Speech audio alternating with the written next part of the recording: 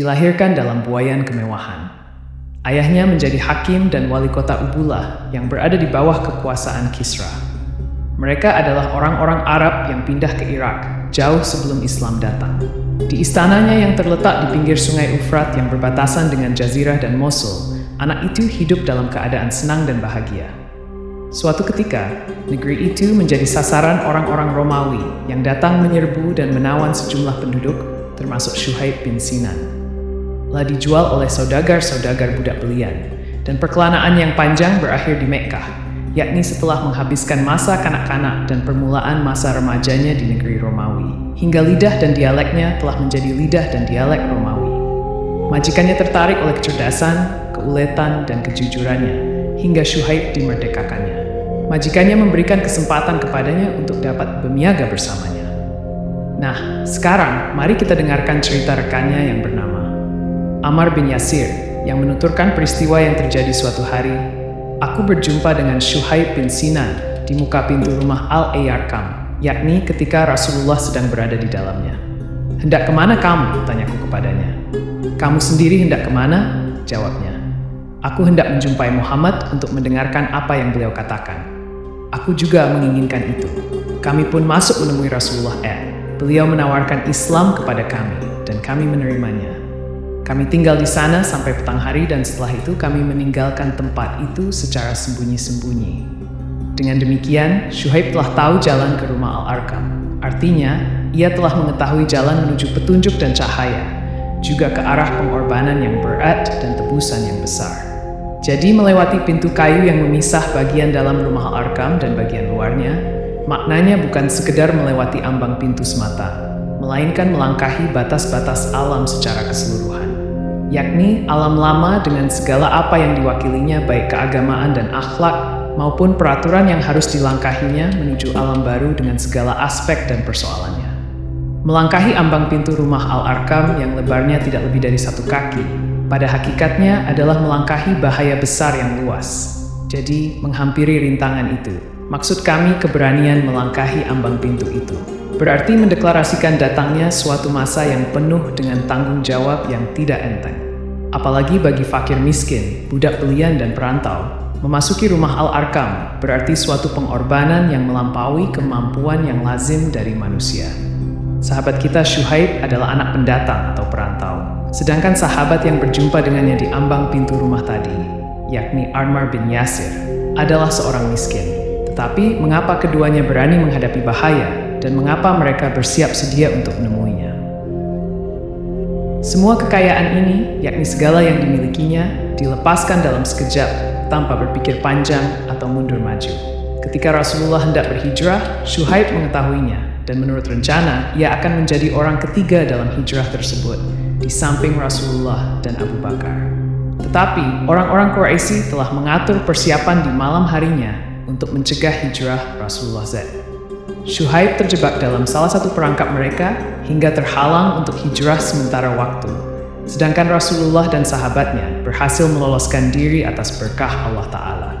Syuhaib berusaha menolak tuduhan Quraisy dengan jalan bersilat lidah, hingga ketika mereka lengah, ia naik ke punggung untanya. Lalu dipacunya hewan itu dengan sekencang-kencangnya menuju padang pasir yang luas. Tetapi Quraisy mengirim pemburu-pemburu mereka untuk menyusulnya dan usaha itu hampir berhasil. Saat Syuhaib melihat dan berhadapan dengan mereka, ia justru mengucapkan, "Wahai orang-orang Quraisy, kalian semua tahu bahwa aku adalah ahli panah yang ulung. Demi Allah, kalian tidak akan berhasil mendekati diriku sebelum aku melepaskan semua anak panah yang berada di dalam kantong ini, dan setelah itu akan menggunakan pedang untuk menebas kalian sampai senjata di tanganku habis semua.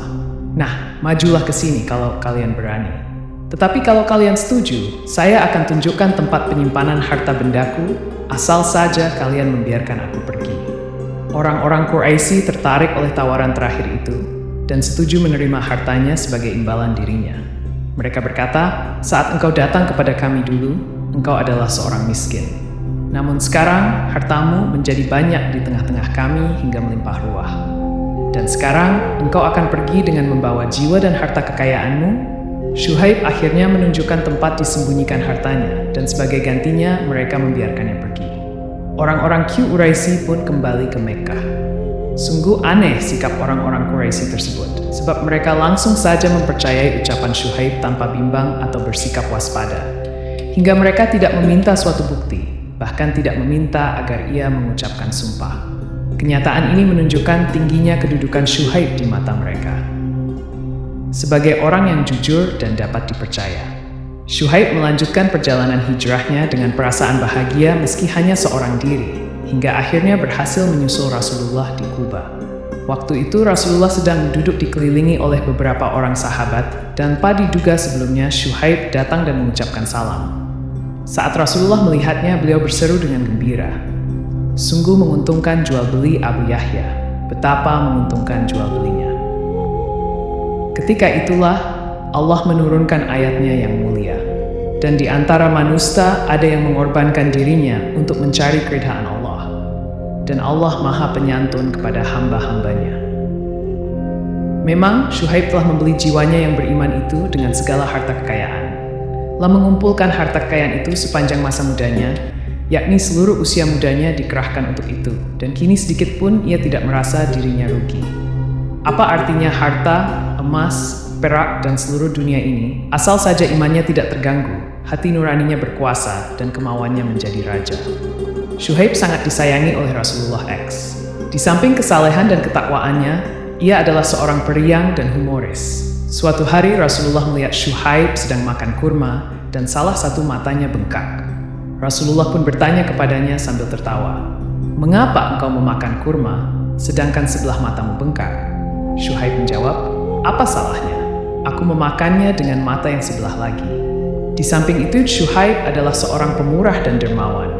Tunjangan yang diperolehnya dari Baitul Mal dibelanjakan semuanya di jalan Allah, yakni untuk membantu orang yang kemalangan dan menolong fakir miskin yang sengsara, demi memenuhi firman Allah Ta'ala. Dan mereka memberikan makanan yang disukainya kepada orang miskin, anak yatim, dan orang yang ditawan. Jiwa kedermawanannya yang sangat besar itu bahkan mengundang peringatan dari Umar. Ia kepada Syuaib, "Aku melihatmu banyak sekali mendermakan makanan hingga melewati batas." Syuaib menjawab, "Itu karena aku pernah mendengar Rasulullah bersabda, orang yang terbaik di antara kalian adalah yang suka memberi makanan." Setelah diketahui bahwa kehidupan Syuaib berlimpah ruah dengan keutamaan dan kebesaran, Umar bin Al-Khattab memilihnya untuk menjadi imam bagi kaum muslimin dalam syalat mereka. Ini merupakan suatu keistimewaan yang memenuhi hidupnya dengan keakraban dan keagungan. Ketika Amirul Mukminin ditikam oleh musuh sewaktu melakukan syalat subuh bersama kaum muslimin, ia tidak lupa menyampaikan pesan dan kata-kata akhirnya kepada para sahabat, "Hendaklah Syuaib menjadi imam kaum muslimin dalam syalat." Ketika itu Umar telah memilih 6 orang sahabat yang diberi tugas untuk mengurus pemilihan khalifah baru.